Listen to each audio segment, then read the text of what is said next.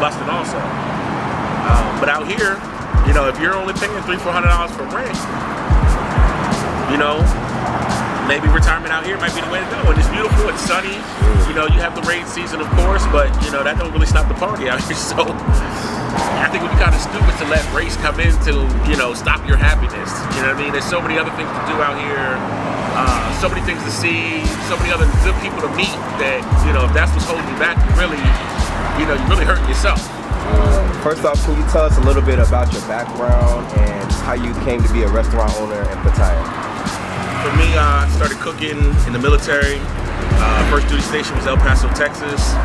Early 2000s, wasn't a whole lot of, Southern food out there. It was very great Mexican food, but as far as Southern food, soul food, it just wasn't there. So I had to learn how to start cooking it for myself if I wanted it. Started calling grandmama up on the holidays or close to the holidays. Hey grandma, how you do this? How you do that? What you put in the sweet potato pie? And then slowly over the years started progressing, got pretty good at it. People started calling me to make pies for them. Wings, and just got better and better over time. And with my travels in the military, I noticed that traveling around the world, it just really wasn't a lot of representation of us. I would still see Italian restaurants, Korean food, different Spanish food, African food spots. And I think for me, the final draw was I took a trip to Kenya and I found a place called American Fried Chicken, and it was terrible. And I was like, yeah, it's no way you can tell me that, other ethnicities can have their food, have their culture represented in these other places, but we can't. We can't come out to some other place and open a restaurant. So fast forward to last year, had knee surgery here, and at the time, we were just friends. Took care of me during my knee surgery, and she really wanted to cook for me. So I started teaching her, how to fry chicken, how to do hot wings. I taught her how to, do candied yams. And, she seen that other people really seemed to enjoy the food, so she wanted to learn more and know more. One of the guys at one of the bars we had took some of the food to had mentioned that if we ever got a restaurant, let him know. So, that spawned the idea in her head, and she started looking for locations. She found a location that had a very cheap rent. We started pricing refrigerators, counters, tables, chairs. And luckily for me, I'm pretty, let's say thrifty, and I save majority of my money. I'm a guy, I'm a gamer, so I don't, I was making really good money out in Iraq and Afghanistan, and I saved the majority of it. So a lot of it was just sitting in my account. So when I started looking at the numbers, cost of food, cost of chicken, the rent, what they pay for employees out here, it was really affordable going for the shop. So I felt like I had to put my money where my mouth was. I've been saying all these years about what we need to do in these other countries, why we're not doing it. So when the opportunity came, I had to try to jump on it. What would you say has been your biggest challenge as a black entrepreneur in Thailand? Kind of just knowing the culture, kind of knowing, how things operate, dealing with sometimes the contractors, sometimes they may not show up on time, sometimes they may not have everything they need, so they got to run to the store, where we as Americans, we kind of used to more like, if you get hired for a job, you need to be ready for that job. Even see it with the taxis out here. I've had times where I've hired a taxi and you got to stop at the gas station halfway through the trip, but you got to understand it's nothing abnormal, it's just part of the culture out here. I just got to accept that things are different. So, sourcing materials out here, you have times when you may for 3, 4, 5, 6 months be able to get a certain item from this one particular location, and then randomly you can't find it. Now I'm currently looking for Hennessy. I can't find it anywhere. I even looked in Bangkok, a couple stores in Bangkok. I still couldn't find it. So I don't know, I don't know what's going on with that, but right now, I haven't been able to find Hennessy. That's just one of the things that why I say it's extremely beneficial to have a Thai person to work with. It's going to be normal and natural for them, and they're going to be able to explain to you why certain things happen. They're going to, they kind of are a lot more relaxed, and they can kind of keep you down because things don't run always as smoothly as it does in the U.S. Sometimes things are a little bit more difficult than you would think they need to be, but it's normal. It might be normal over here. Like it's like anywhere you go, some things are going to be better, and some things are going to be worse. Some things are not going to be better or worse. They're just going to be different than what you're used to. Particularly when it comes to your finances and investments, like how do you stay on top of that as a business owner, and what are some tips that you would give someone starting out in that regard? For me, that's an ongoing learning process. Yeah. I'm lucky. My wife, she handles a lot of the books for me. She's got a lot of experience with the rental company that she worked for. She worked for another restaurant out here. There actually was, before COVID, there was another soul food restaurant out here before we opened ours. I don't know what happened to it. I'm assuming that, it kind of fell during the COVID era, like a lot of restaurants did. That's my assumption. I don't really know what happened, but that would make sense. But she used to work for that restaurant, so she already had her hands already knowing how to work things. She handles the staff. I was pretty much just the financier. I helped her make decisions. I was like a consultant more than anything. Hey, that's a little too dark. You need to add a little more milk, or fry it darker. Just little stuff like that where, it really has given that authentic feel back at home. So as far as being black out here, the race thing is really not an issue when it comes down to business. Here, you're either a foreigner or you're a local. Okay. The race thing really doesn't play a big card as it does like in the States. It's really a nationalist view that they have, and probably in a lot of at least the Eastern Asian countries. They come from a Buddhist background, so a lot of them, and they don't really care about, your color, what you're into, what's your religion. It's a lot of, belief in like karma, do unto others as you want done to you type stuff. So as long as you're a good person, they care more about that than, where you're from, what you look like, just they want to be around other good people. That's what they care about. So like I said, and most of the time if I've ever had an issue with race here, it's usually from another foreigner. It's usually not from a Thai person. But even that's rare out here. I think a lot of that stuff just not being in the US, not being in the West in general, out here I think people just relax and you're not here for that. It's not put in your face, it's not an issue here. Half the time you don't understand the news, so what I'm saying? So that's not getting pumped into you to tell you like, oh, these people are bad. So out here, people, a lot of retirees, people out here just relaxing and chilling and enjoying life. A walk on the beach. You know what I mean? That's your relaxing day. So I think it would be kind of stupid to let race come in to stop your happiness. You know what I mean? There's so many other things to do out here. So many things to see, so many other good people to meet that, if that's what's holding you back, you're really hurting yourself, at least out here. You mentioned that you have, was it your girlfriend or your wife? Wife. Okay, so you have a lovely wife, Thai wife. Can you talk about your experiences dating in Thailand versus America? I don't know if it's just through dumb luck or what, but I've had very good dating experiences out here in Thailand. Early on I noticed that it's definitely different out here. The first young lady I had met, when I had first stayed at her place, I was on vacation, and she was still working, and one morning she had got up and she had started cooking, and in my American mindset I'm like, oh no, I'm off of work, so let me cook, and you can go ahead and get ready. And the first thing she said was, no, you're on vacation, you need to relax. And that for me was just like a very big almost culture shock, because it's like, I don't think you would hear that in the US. I think it'd almost be like the opposite, like, oh, well, you're off of work, you got time. And fast forward to thinking about now that shooting that happened in Mississippi with that lady killing her husband, unfortunately, one of the things that she said, was that, oh, he don't have to go to work till this time. He had time to cook for the kids. And then you hear that mentality over here, and it's takes you back a little bit, because that's what you normally are used to getting. I've had experiences where I was dating a young lady, and I was a mechanic by trade, and I'm working on her car on the weekend. She bought the parts, I put them on. We're kind of early in the relationship, and it was a little hot. I come in the house, and I was like, "Hey, can I get a sandwich or something to drink?"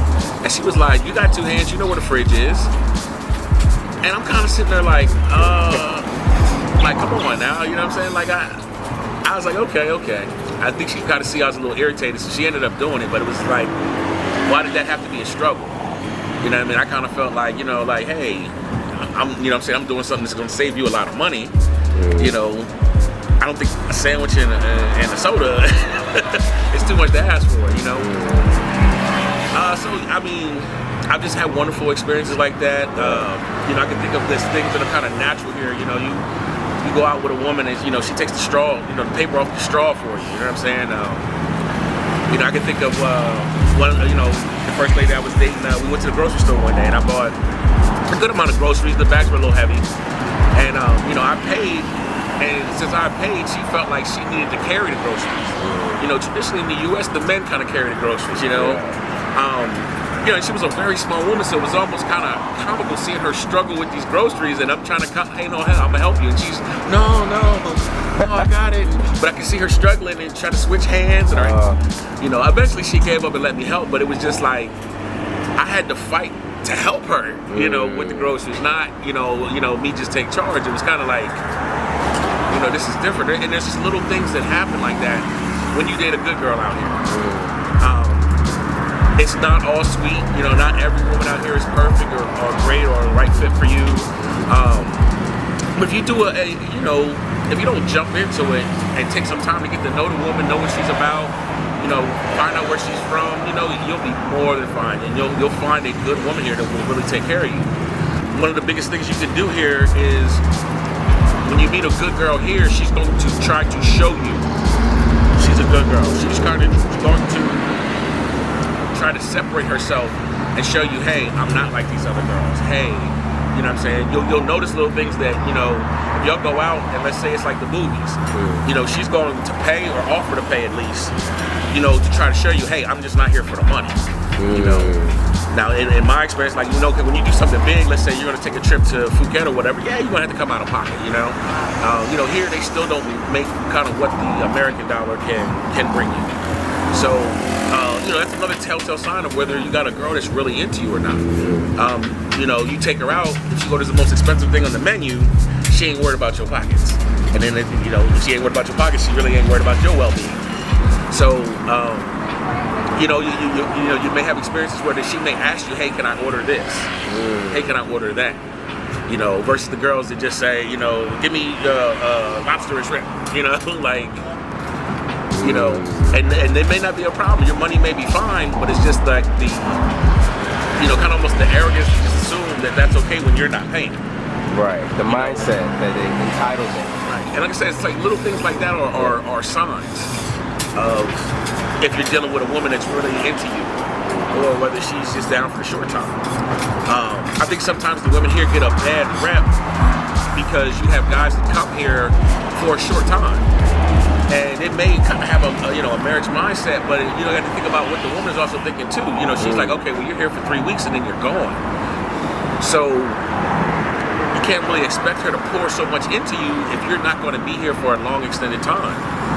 The thing about it, doesn't make sense to her. Why would she put herself out there and only be with you, and then you go home and you're doing your thing and she's out here waiting, starry-eyed for you? No, it doesn't make sense. Of course she's not going to be the loyal, submissive woman that you think she's going to be. She may have those qualities, but if you're not going to be here, it's kind of like, what's the point? Right. And then, some of them, if it's short time, hey, well, I might as well get whatever I can. Which, hey, I don't have a problem with it. It is what it is, she's not making you no promises, you're not making her no promises, y'all just having a good time for as long as it's going to last, and then you move on, she moves on. I think sometimes some of the guys now, I'm kind of seeing this mentality that, they kind of have the wrong expectations and they're not thinking about things from both sides. But like I said, there's a plethora of good women out here, location, where you meet a woman, is going to dictate a lot of things. There's certain places that the girls that are cool with you being around for a short time hangout. There's places where the other girls hang out. If you're going to be here and you're going to be around, you're looking for a good woman, hey, try the rooftops. It might be a little bit more expensive, but if you're getting a quality woman, hey, it's worth it. Like I said, there's a video out called "No Free Lunches." There's nothing free. You got to put something into it, whether it's time, energy, or money. You got to put something in. There's no free lunch. Facts. So while we're here, I do want to shout out, or let you shout out, Brooklyn Quick Bites. And if you could also just briefly talk about the community of restaurant owners, Black restaurant owners here, and then we can sign off. Okay. So I'm going to use people. I'm going to say people that are associated, because there's some people that are like managers, some people that are like part owners, stuff like that. So I just say, Black associated businesses, because sometimes you don't really know what's their roles to the business. But this is Brooklyn Quick Bites. We're out here in Pattaya, Thailand, Second Road, right across the street from I believe it's Riviera Monaco, or Ocean Drive. I'm sorry, Riverview Ocean Drive. It's a great location for the guys who like to endeavor in the green smoking plants. You got a nice, cool, air-conditioned location to my right. A lot of times they don't mind if you get a sandwich or something here. You can go inside and enjoy the AC as long as you order something from them. It's kind of like one business is kind of helping the other business. I've met the owner of here, multiple occasions, good guy. And we're starting to build a little network out here where, all the small businesses are helping each other out. You also have Golden Tiger on Soy Bucal. They've ordered large orders from my shop, Kickin' Chicken in Pratama. I've had orders from my friend bar on Soy 6. It's a good guy, good brother out there that's at that location. And then you got Players Club, Ballers, another good guy out there. And like I said, he's ordered food from us. And like I said, the people, generally love our food, especially if you've been out here for a while. Sometimes you get a little tired of Thai food, you want a little taste of back home. So I definitely think it's a good partnership that we have with the bars out here. You're starting to get other businesses out here. I know guys who are looking to get a laundromat. I heard some guys, some guy wanted to do a little barbecue spot. So there's definitely areas for small businesses to be opened out here. Right now, the business community out here is booming. I think there's a lot of overlap, so you really need to do your research.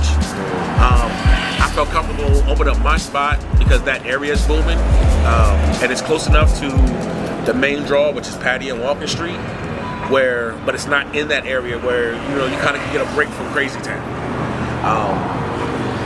Some of the guys out here are a little older and they don't necessarily always want to be, in the flashing lights. Like I said, so definitely, one of the biggest things is I think you need to learn the area. Just coming out here just to Pattaya and thinking that Thailand and the rest of Thailand is like this. No, you have other great locations like Jamtin. You got North Jamtin, you got North Pattaya. There's, for housing, you got some really cheap, nice houses out on the dark side. Some people don't even know, like, oh, what's the dark side? Like, oh, I want to stay away from there. Well, it doesn't have anything to do with anything negative, just it got its name because back in the day there was no lights on that side of town because there wasn't that many houses. Now, fast forward today, it still has that name. There's a lot more housing, and good locations out there. There's pool villas out there. There's a whole almost gated community out there with some really nice homes. And I think I had seen a 5-bedroom pool villa. Large area, nice big rooms, very modern. I think it was running like about $1,500 for a 5-bedroom pool villa. And the pool wasn't this little tiny kiddie pool. It was a decent sized pool. Wait, where was this? That was in the dark side. And there's a lot of foreigners that live over there. It's not like you're going to be there all by yourself. They have their own little community out there where they help each other out. Hey, man, I need to move this. Can I, I'll give you a couple $2 to, pick me up in my couch and move it or something. They have their own little network of community out there that works for them too on the dark side.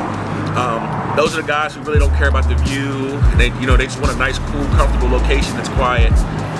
It's a little bit more real Thailand over there, but it's nice. I've been in a few of the homes. I have some friends that live over there. I have some guys that order from us, and they pay the extra delivery fee to deliver out there. And I'm like, man, the food's gonna be cold. We don't really have to wait. I don't care, man. Get it out here, man. Those are real fans right there. right. But you know, also we're lucky because, like I said, we have a kind of a unique product out here right now. Yeah. And I hope that we kind of inspire other people to look. You know, I don't necessarily want you next door to me, but there's other places in the world where soul food restaurants could do very, very, very well. You know, even me, maybe another year or two from now, get my capital back up. I'm looking to open up, you know, expand and open other locations. You know, it's something I've always seen, and I just never pulled the trigger on it. I feel like I should have did this years ago in Korea. You know, people may not know it, but Koreans love some fried chicken. You know, and that's why you see that Korean. I can't remember the name of it, but there's a new Korean place. I've even seen it in the U.S. now. Something that starts with a K. I can't remember, but they have this like snow pea gravy that like everybody loves. You know, and it's garlic town. They got a good food, but you know, just to, you know, throw an idea out there. You know, there's other places. You know, I've been to Kenya. You know, I've seen places where it could work there. You know, and not just that. You know, I have a friend that bought some land in Nairobi, outside of Nairobi, put some apartments on it, and you know, he says, hey, you know, I don't never have problems keeping renters, and he's making money. You know, and it didn't take him that long. You know, it was like 2.5 years before he finally went from purchase to purchasing the land and you know, having the actual apartments built. You know, and this is just a single guy. You know, he didn't have any kids or anything like that. You know, he was working overseas with me. I was supposed to go in on it with him. That's probably part of the reason it took so long, because I would have brought some of the capital with me. Right. But because of this knee surgery I had here, we didn't get able to link back up the way we were planning to. But there's opportunities all over the world, and I think for a long time that we kind of had a jailed mindset that we were scared of the rest of the world. We were told things that, oh, we're sure they like black people and all that, and you come out to these places and they could care less if you black. They could care less if you purple, blue. They just want to be around good people. And granted, you got bad people in every community, in any diversity group, whether it's religion, race, height. It's just bad people. You know what I mean? Basketball players, football. 98% of the people are great people. It's that 2% that kind of screws up the name for everybody. So, but in general out here, your race is not going to be an issue. It's very safe. Thailand, compared to some of the other countries I've been to, is very safe.